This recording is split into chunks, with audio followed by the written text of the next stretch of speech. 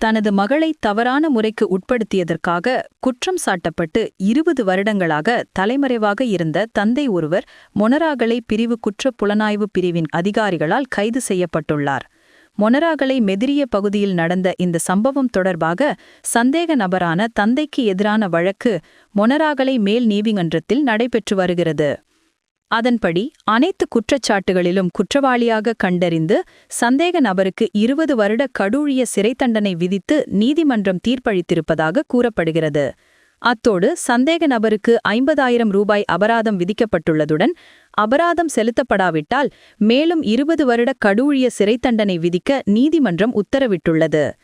இந்த நிலையில் நீதிமன்றத்தால் தண்டனை விதிக்கப்பட்டிருந்தாலும் சந்தேக நபர் பல வருடங்களாக தலைமறைவாக இருந்ததால் மொனராகலை பிரிவு குற்றப் புலனாய்வு பிரிவால் நடத்தப்பட்ட சிறப்பு நடவடிக்கையைத் தொடர்ந்து 56 வயதுடைய சந்தேக நபர் மதுரட்ட பகுதியில் மறைந்திருந்தபோது கைது செய்யப்பட்டதாக காவல்துறை தெரிவித்துள்ளது.